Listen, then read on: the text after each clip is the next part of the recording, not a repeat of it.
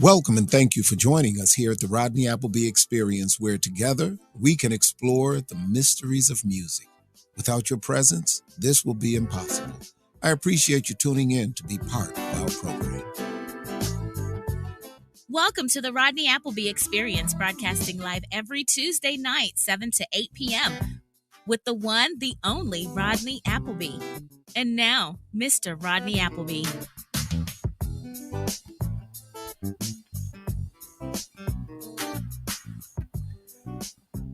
Welcome, everybody.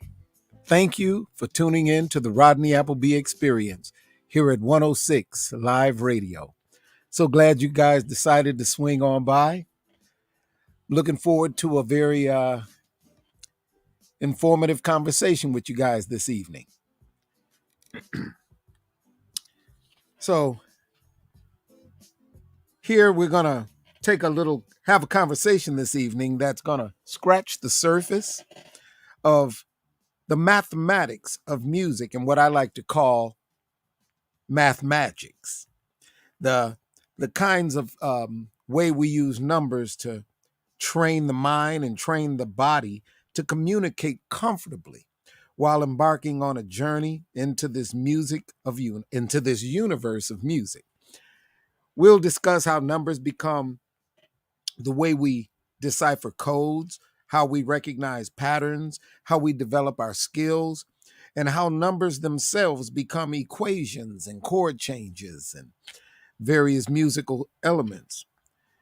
And you feel free to break out an instrument and follow along as we navigate through some scales, some scale positions, chords, chord changes, majors, minors, dominants, augmentants, and all those diminished and things. And together, we'll watch as this thing unfolds, as the numbers become familiar songs or become new and original compositions, and how number systems are used by songwriters and composers and musicians almost everywhere. Anyone tuned in who has ever written poetry, prose, or stories can discover the way musical mathematics can transform written words into song lyrics. Instrumentalists can unlock the secrets of composition, arranging, and even improvising. If that seems like a lot, it is. So what we don't cover in any given week, with your support and your continued participation, will build upon our discoveries each week. The vastness of music and the possibilities, they're only limited by our own limitations. And we can overcome many of those limitations with each other's help. I challenge myself every day to try to continue to learn and grow and discover new things, and to kind of be open, and certainly to recognize that there's always more you can learn. So stay with us as we set out to push the boundaries of our own limitations. I invite you guys to call in and take this journey with me, and let us see where our search takes us. 404-464-8785. Here at the Rodney Appleby Experience on 106 Live Radio. If you guys like the content, stay with us. It's time to get moving, 'cause time don't wait. Time is just like that. Time don't want and time don't need. Time is like a cut that always bleeds. Time don't care about man's deeds. Time is just like that. Time ain't crazy, it ain't sane. And in time everything must change. Time ain't playing no kind of game. Time is just like that. Time don't live and time don't die. Time don't ask or wonder why. And it's not like you or I. Time is just like that. Time don't care who's around. It don't speed up and it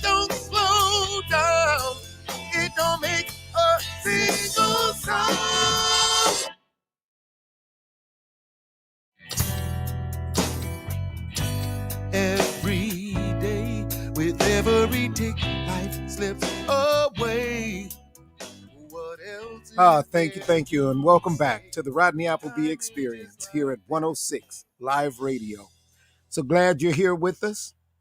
And the song you were just listening to is an original composition that I've recorded a few years back. I think it was maybe 2009 or so. And one of the gentlemen, the drummer who is playing on that recording, I'd like to simply take a moment and send a little shout out to his family. He passed away some years ago, and this was one of my last opportunities that I had to work with him. His name was Ted Reinhardt, and we always appreciated his enthusiasm for the music. Thank you, Ted.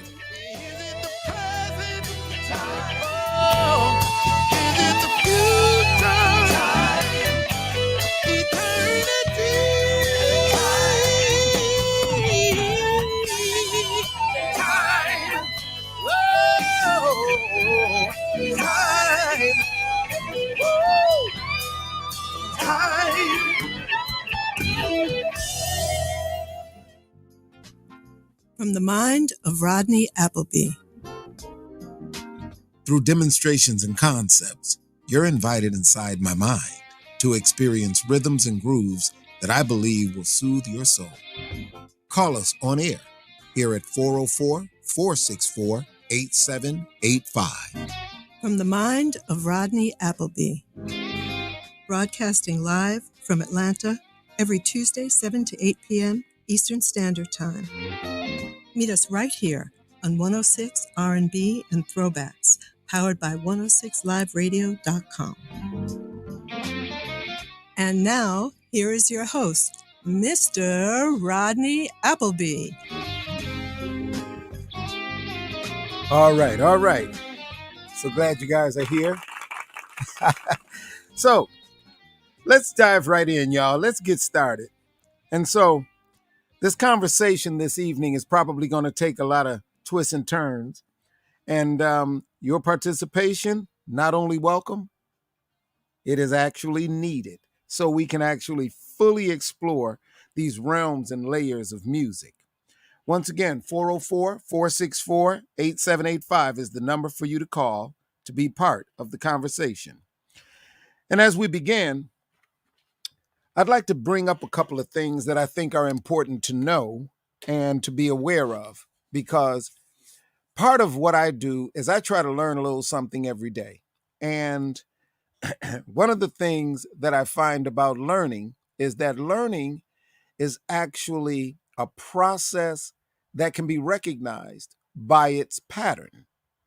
And I'll reiterate some of this next week just so that we keep in mind this process of learning that is a continual, ongoing cycle.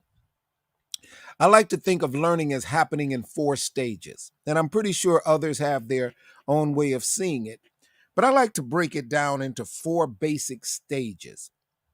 And the first stage always began with being introduced to new information. That new information becomes an opportunity to grow, to learn, to expand oneself. Now, when presented with new information, there's going to be an effect. And that effect I generally think of as basically confusion. Because how are you going to understand something you've never had any experience with before? And so confusion, which most people tend to think of as a negative thing, I think of it as the beginning of the learning process. If you ever feel confused about something, that's an opportunity to learn and actually resolve the confusion with some level of understanding. That's the very first stage of learning, just simply coming into new information. Then, second stage of learning, actually beginning to develop an understanding, to develop one's knowledge. In other words, to study. and to become more and more familiar over time with this information that at one point was brand new to you. And so that's also going to have an effect. And that effect is usually some level of, am I getting this right? Is this quite the way it's supposed to be?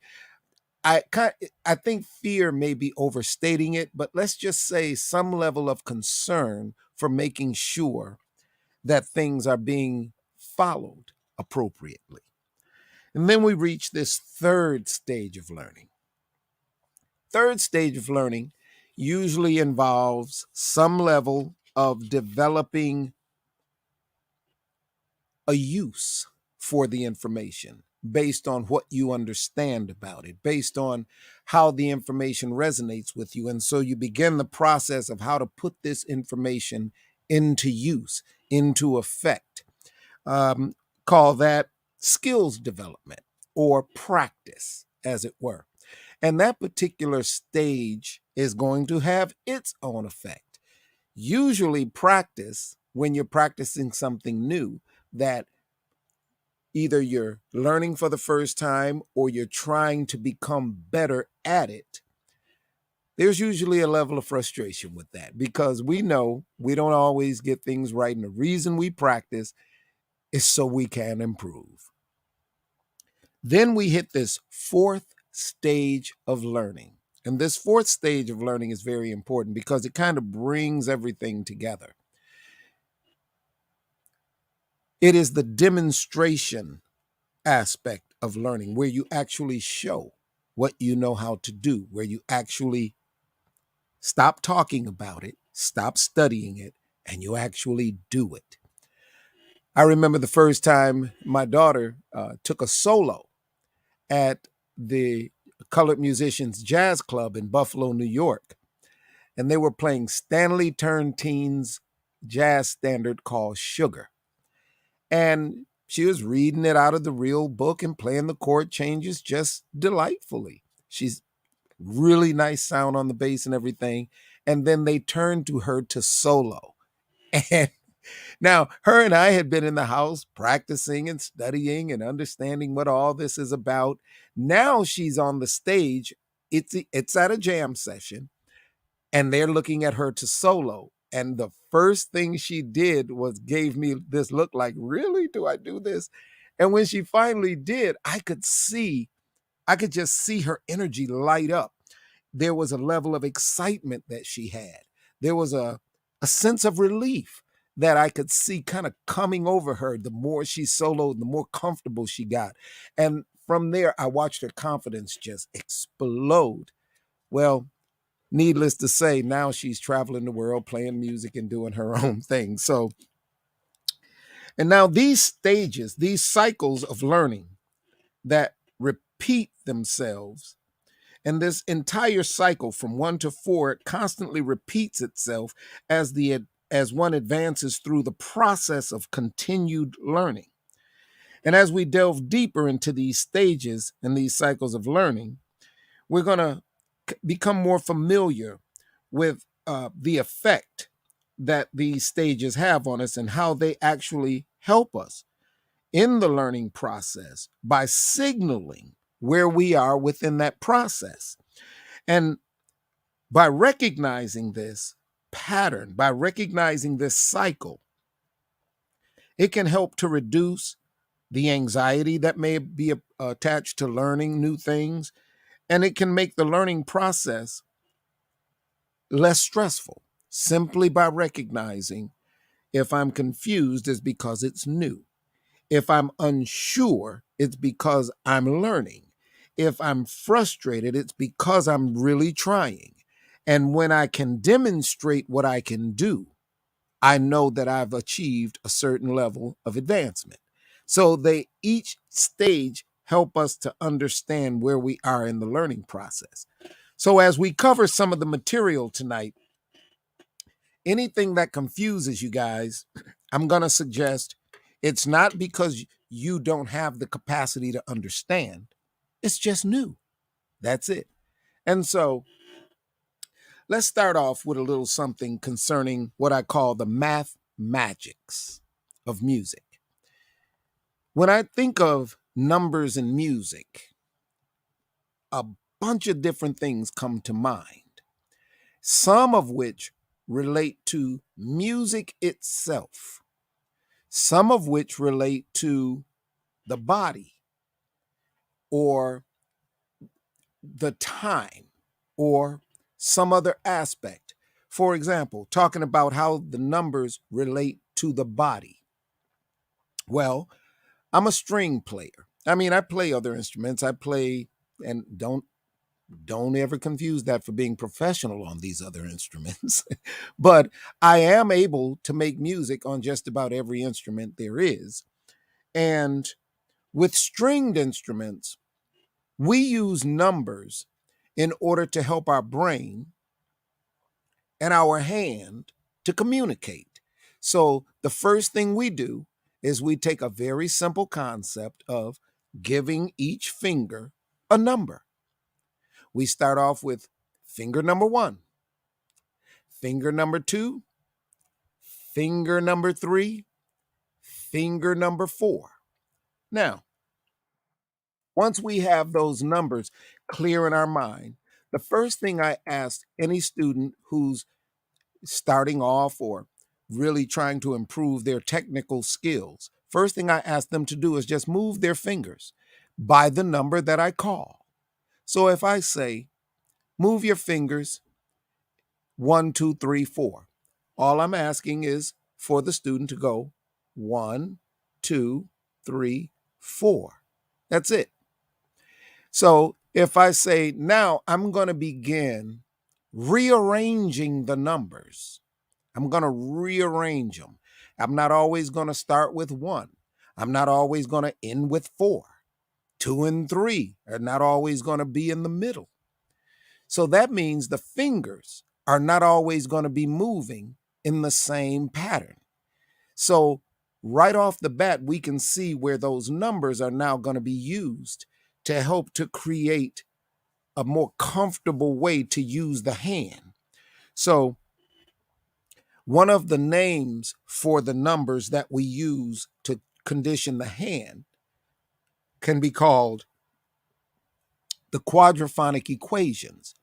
Quad meaning 4, 4 fingers, phonic, when you move them, the sounds that they will make.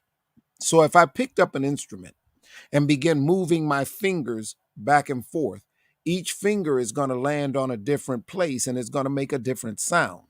So as I actually begin the process of going through the numbers, watch this. And if anybody feels inspired to, give me a call and see if you can get ahead of the equation and tell me what's coming next. So I'm going to start off with the 4 fingers, and the equation is 1 times 2 times 3 times 4. So that's not 1 plus 2 plus 3 plus 4. That's not what that is. This is 1 times 2 times 3 times 4. That's known as a permutation equation, which means we're going to arrange those 4 things in every possible arrangement they can be arranged in without any one of them being the same as any other. So here's the first set of equations. 1, 2, 3, 4. Listen carefully. 1, 2, 4, 3. Keep listening. 1, 3, 2, 4. 1, 3, 4, 2. 1, 4, 2, 3. 1, 4, 3, 2. I just completed the first set of equations, all that start with finger 1. Now there's a set of equations that start with finger 2. There's a set of equations that start with finger 3. And there's a set of equations that start with finger 4. So you can see right away that it's going to demand that one uses one's fingers in ways that you might not think of without the equations to refer to. And so the numbers have automatically become a training tool to not only help us move our fingers, but to keep track of movements for our fingers that we might not think of naturally or may not be called upon regularly to use in our performances. So that's one use of the numbers, how we use the numbers to actually train the body and the mind to communicate comfortably while going through a musical activity or exploring a musical concept. Another way that we use the numbers to help us understand and clarify things, I'm going to share that with you when we get back from our break here at 106liveradio.com.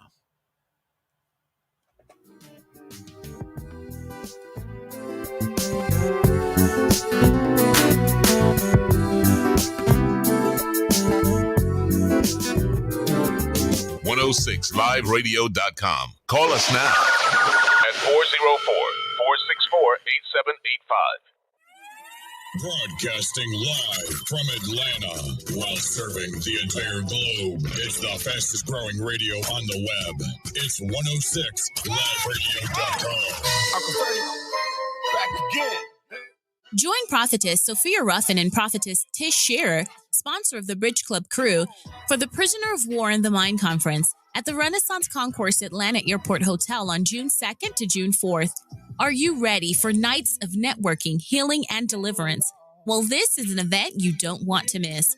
Call into the Bridge Club crew any Thursday from now to June 1st and be the 6th caller for your chance to win one of 2 free tickets to the event.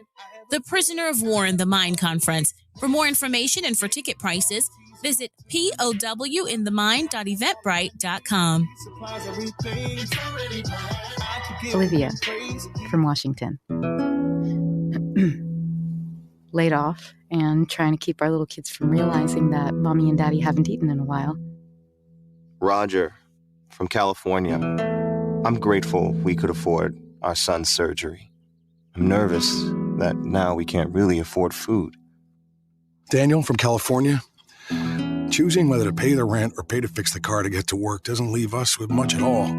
Now we can't even pay for meals. Donna from Louisiana. The storm just hit, and we went from donating to the food bank to needing it. Keisha from South Carolina. I've been skipping meals so my 2 kids can eat, but filling up on water doesn't really work. Hunger is a story we can end. End it at feedingamerica.org. Brought to you by Feeding America and the Ad Council. This is Willie from The Male Perspective on 106liveradio.com, where excitement meets diversity 24/7. The Male Perspective is a show where men talk about things that men talk about, getting to the real meat and heart of the matter from the male perspective. No holds barred. The truth on 106liveradio.com. Also tune in to YouTube to watch us live. Call in 404-464-8785 and voice your opinion and be heard live from the Male Perspective. The Word of God is the most instrumental part of a believer's life. How do we approach life while honoring the Word? Well, we want to talk about it. Join us on Life Talk as we talk through life with the Word every first and third Sunday from 5 to 7 p.m. right here on 106 Inspiration.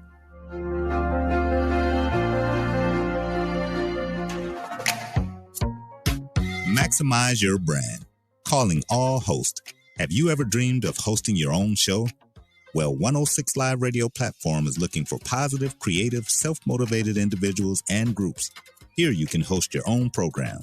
If you are serious and interested in joining our growing platform, Team 106 is happy to host you at our state-of-the-art studio. Please reach out to us at 404-622-4152 or send us an email at contactus@106liveradio.com. Bring your best self. Hey, it's your girl Stephanie J, and I'm going to show you this year how to take your life to the next level during my live coaching sessions. Join me every Wednesday at 1 p.m. Eastern Standard Time and get a taste of coaching with a flair. Real life coaching with the authentic you in mind. It's time for you to step it up. I will see you in the room. Life Coaching with Stephanie J on 106 Life Radio, where excitement meets diversity 24/7.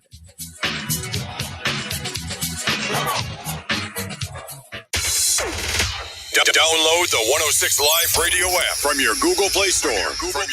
Or find us on the TuneIn app.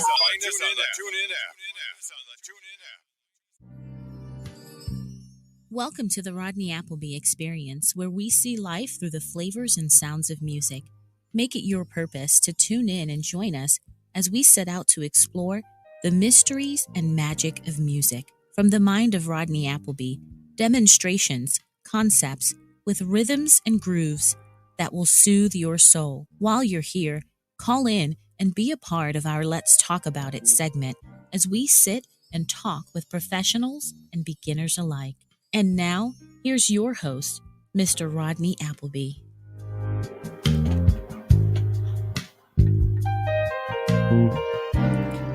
Welcome back, y'all. So, we're going to begin our conversation, and I hope you guys feel inspired to join in today because there's a lot that I would love to share with you, and I'd like to hear from you.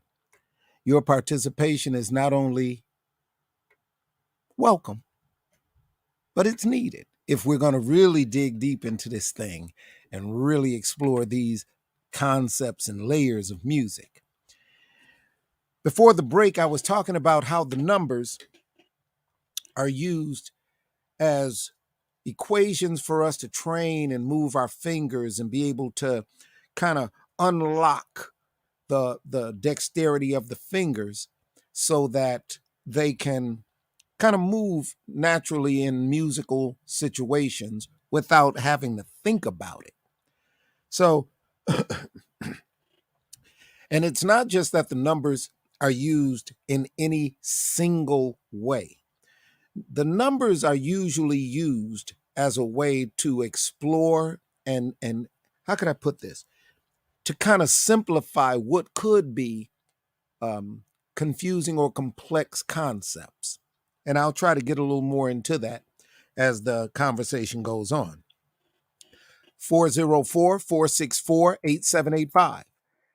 That's the number for you to call if you'd like to call in and be part of our conversation. So before the break, I was about to talk about how the numbers also represent and can be used to help to clarify actual music structure itself. Now, before I go too far, yes, some of the things that I'm going to talk about are considered music theory. That is true. But I do want to make it clear, and I'll reiterate this week by week, so that those of you who have never had formal music study or are interested in performing, the music theory is really a tool that's used for communication. Many performers like Charlie Parker and others, they didn't know music theory or how to read music and all that, but their performance skills and their ability to hear was so incredible that the people who could read music and could and did understand music theory, they were able to transcribe the work of people like Charlie Parker and John Coltrane. And they were able to actually show us the literal high level of skill and intricacy that they were performing with. We have a caller online, so let's take a call. Hello. Hello. Thanks for calling in to the Hi, Rodney Mr. Appleby Experience. Hello, Mr. Appleby. I know you're probably not there yet, but because you're talking about numbers, I'm Yes. curious about the Circle of Fifths as a helpful organization. Yeah, the Circle of Fifths is kind of a double-edged sword. And one of the things about the Circle of Fifths is it contains so much information, so much that literally colleges and music schools have taken entire semesters just to teach the information that's contained within the actual circle itself. If I could, I'd like to try to get a visual of the circle up on the screen so that you can see what I'm talking about. Now, if you look at that circle on the screen right now, it says circle of fifths, and it has a clef. It's got some lines and spaces. It has key signatures. It's got major keys. It's got minor keys. It's got sharps and flats, and it's got all this information on it. And what all that represents is, in that simple picture right there, an actual kind of condensed view of the entire 12-tone music system. And so the circle of fifths is a very powerful tool which can be appropriately used or abused or inappropriately used, and one can become very confused by the amount and level of information in it. So I'm going to take it kind of slow getting into that one, because that's one worth really, kind of absorbing.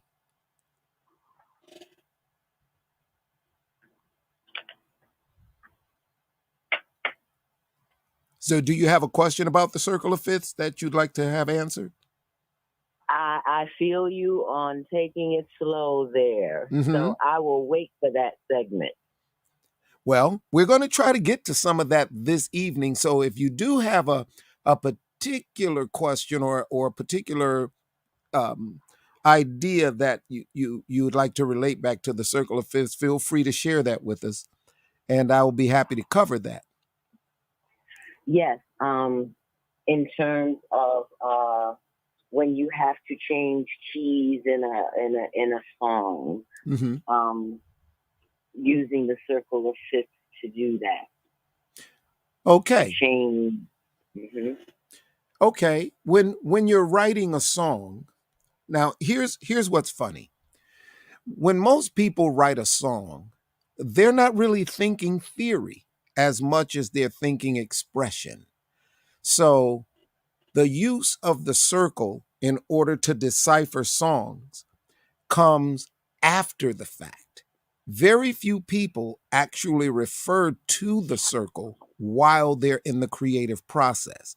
In fact, I would tell anyone who's involved in the creative process of music to quit worrying about theory. Don't worry about what's right.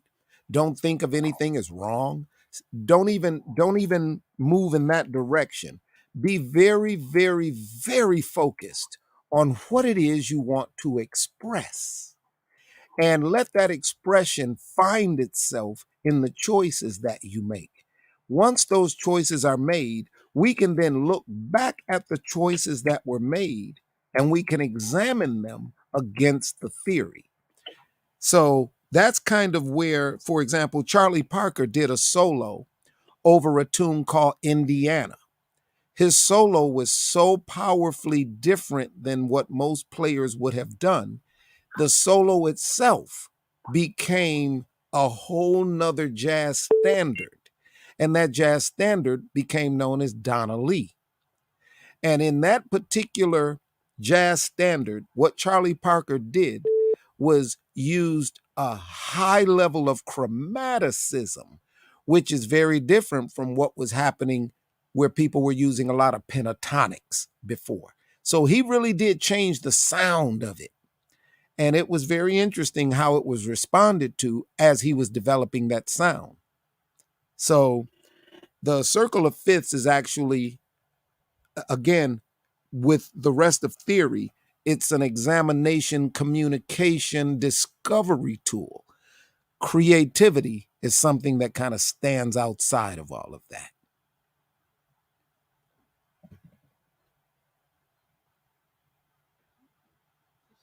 So did that help? Did that help you out at all? Well, only because I said key change and I meant transpose. Transposing. Well, again, transposing is the numbers are going to help transpose, and I'm going to get to that. So let me move on forward through some of what I'm doing, because exactly what you just said about transposing from one key to the other, that's one of the things that I was going to cover this evening. So I'm going to get there. Thank you for your call. Thank you. Appreciate it. We have another caller. Okay, so let me move on then into some of the things that we were just talking about.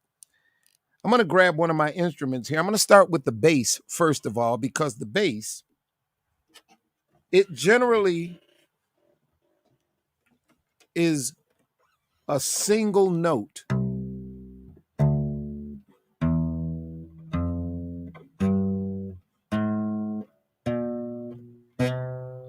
So bass players usually play a single note. But when I've taught bass players, here's one of the things that I tell the bassists. Your single note means more to the structure of music than all the chords and melodies that are being played on top of it. If the bass note, and think of what that's saying, base, foundation, the thing everything is sitting upon, if that single thing is not exactly what it needs to be, then it's going to cause everything else to feel a little shaky and not play out quite the way it was intended. So with the numbers helping in transposition, helping in knowing what key you're in, helping to know what note to play, all those things are very important to a bassist who's going to be using single notes most of the time, single notes at a time, in order to express the chord changes, support the melody, establish time, and show some level of emotional expression. That's a lot to ask out of someone who's only playing a single note at a time. And so I've learned, and I've begun to encourage bass players and to actually kind of give them a little heads up that their note is going to have serious ramifications in the music.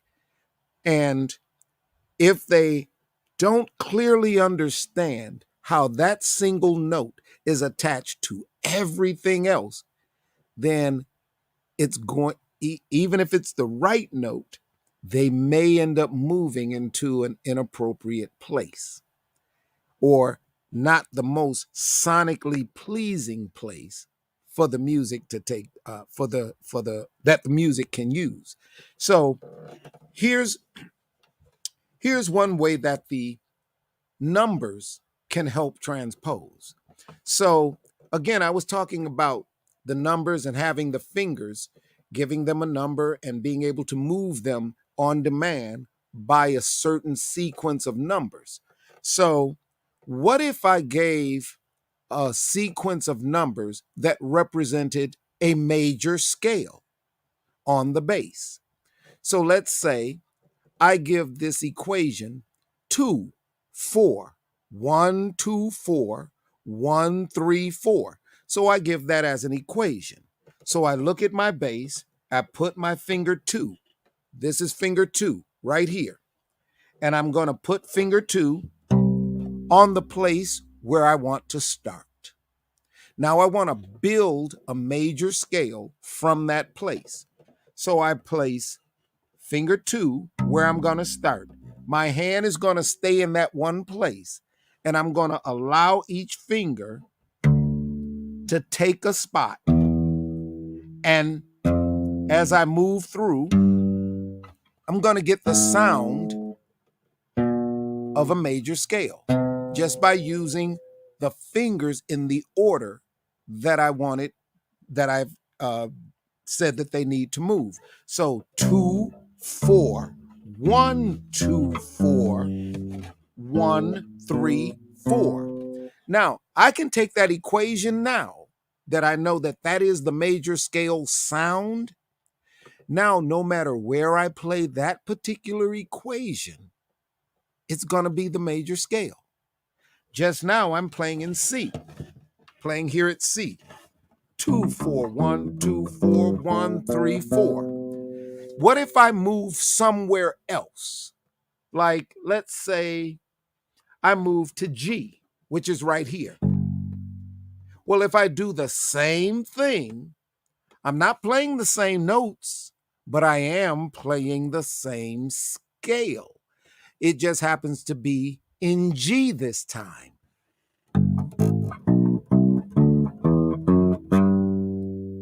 Now, what if I move somewhere else? Well, each time I move, if I continue that particular equation or that arrangement of fingers, I'm going to continue to play a major scale in that key. So I can move anywhere on this bass, and as long as I maintain that finger arrangement, what I'm playing is a major scale.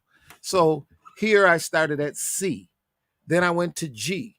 Well, I can go anywhere. Let's go to E flat. Let's go to B. So each time I do that, I'm going to continue to get that same scale. It's just going to be in a different key. When you move to a different key, that is what's called transposing or changing key. And so it's the numbers that make you not have to learn a brand new scale. All you have to do is play the shape of the scale in the spot that represents the key you want to play in. And so it takes a lot of guesswork out. Now, the numbers don't just refer to the fingers themselves. Watch this set of numbers. As I play through any given scale, and I'm going back to C right now, I'm playing C, D, E, F, G, A, B, and then I'm back to C.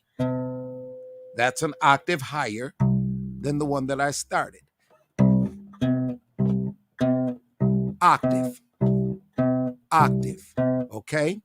Both notes are C, but one happens to be an octave higher or one pitch class higher than the original C.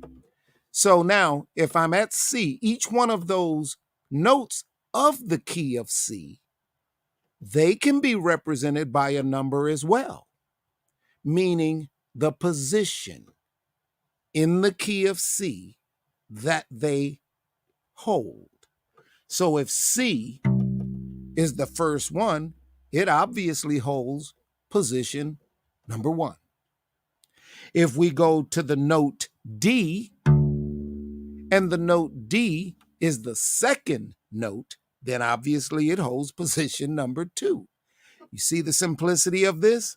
So 1, 2, 3, 4, 5, 6, 7, and then our octave is 8. Okay? Now, what does that allow? What does that do for me? How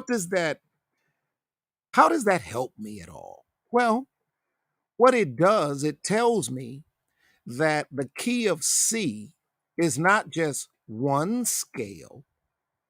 It's not just one thing. It's 7 different things. And all of them are C.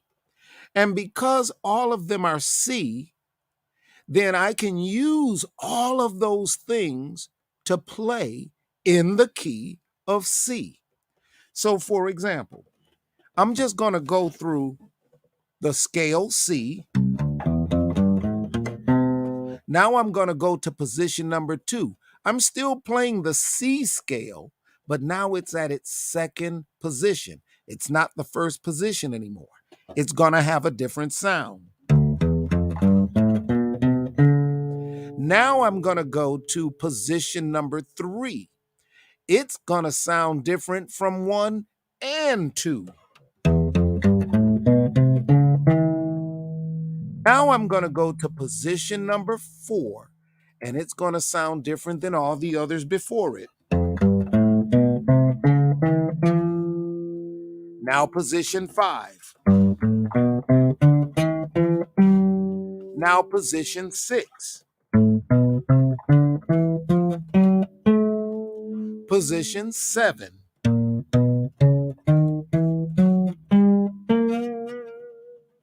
And then the octave.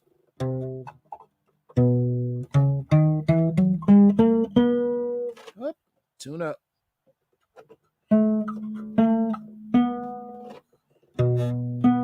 Okay. Now, once I've gone through all of that, now I'm going to pick up my guitar, because now that I've established that in one key, I have 7 different things I can do. That means just like the fingers, I can play them in any arrangement I want. I can also take those scale positions and I can play them in any arrangement that I want. It doesn't have to just be 1, 2, 3, 4, 5, 6, 7. It can be any arrangement that I wish. So when we come back, I'm going to grab my guitar and I'm going to begin rearranging some of the scale positions in the key of C so that we can hear what happens and where songs and chord changes possibly come from. So you guys don't go away. And again, 404-464-8785. Call in with your questions and your contributions to the conversation, and we shall be right back.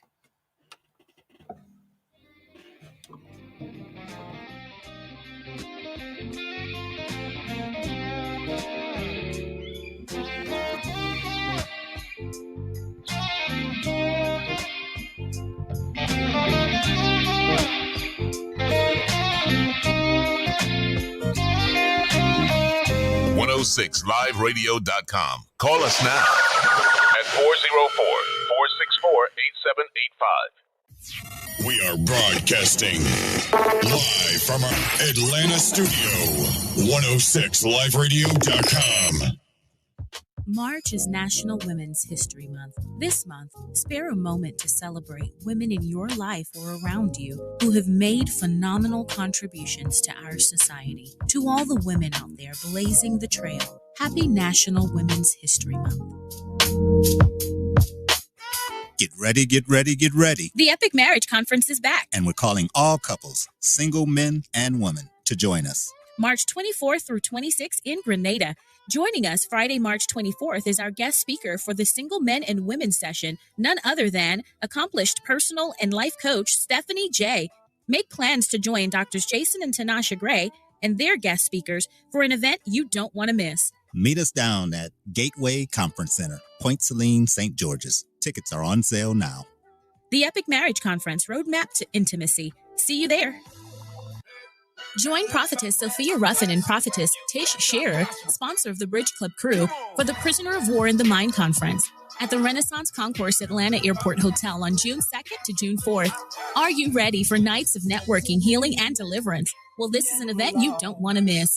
Call in to the Bridge Club crew any Thursday from now to June 1st and be the 6th caller for your chance to win one of 2 free tickets to the event. The Prisoner of War in the Mind Conference. For more information and for ticket prices, visit powinthemind.eventbrite.com. Hey, wouldn't it be great if life came with a remote control? You know, you could hit pause when you needed to, or hit rewind. Like that time you knocked down that wasp's nest. Uh-oh. Or that time you forgot to roll up your windows in the car wash. Fantastic. Yeah, a remote control would have come in handy then.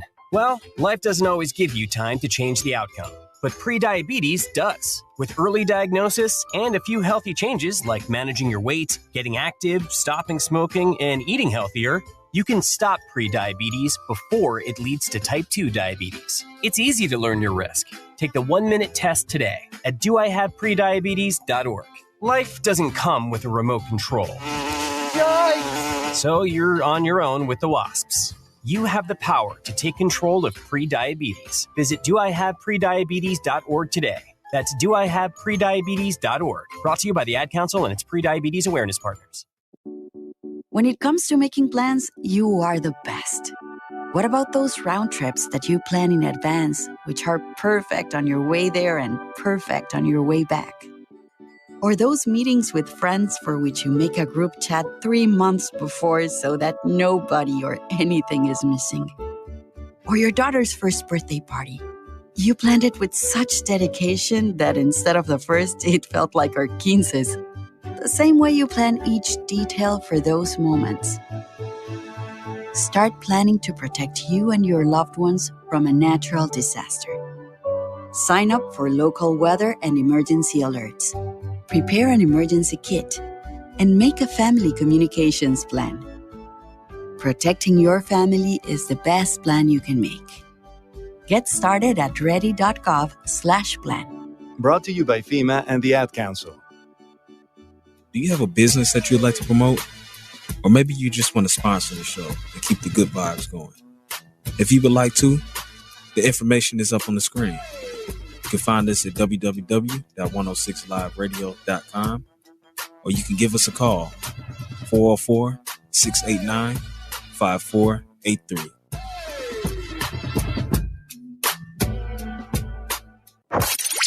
.106liveradio.com, Atlanta. Like us on Facebook, follow us on Twitter, and be sure to tell everyone else, ladies and gentlemen, about 106liveradio.com.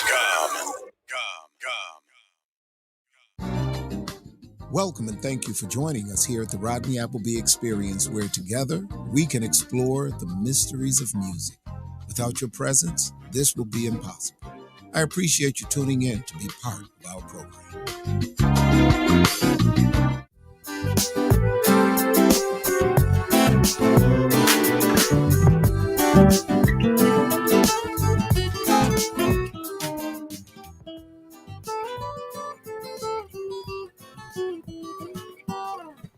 Thank y'all. Welcome back.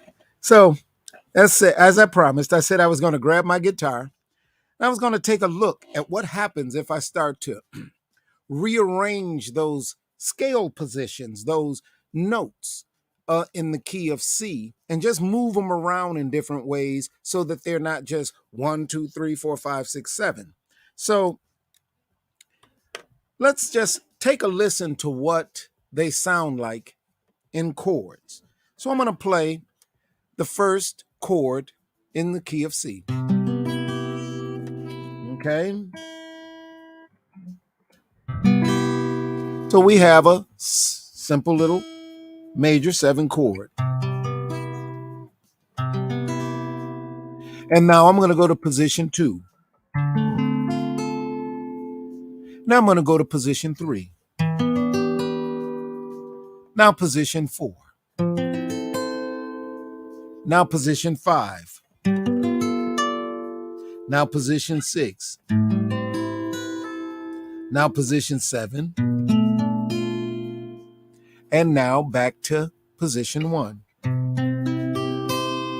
So I just played all 7 and the octave in the key of C, but I did play them in order.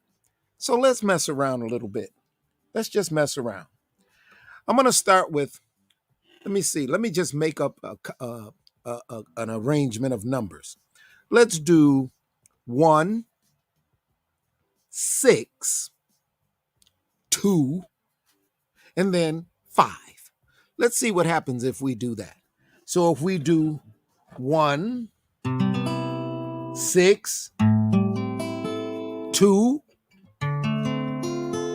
5. Does that sound familiar at all?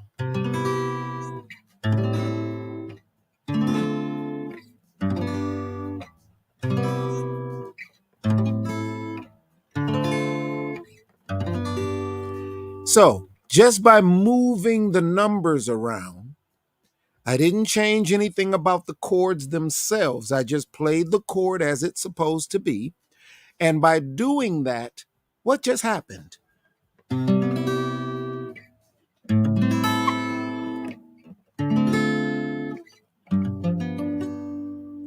All of a sudden, it could possibly be a song.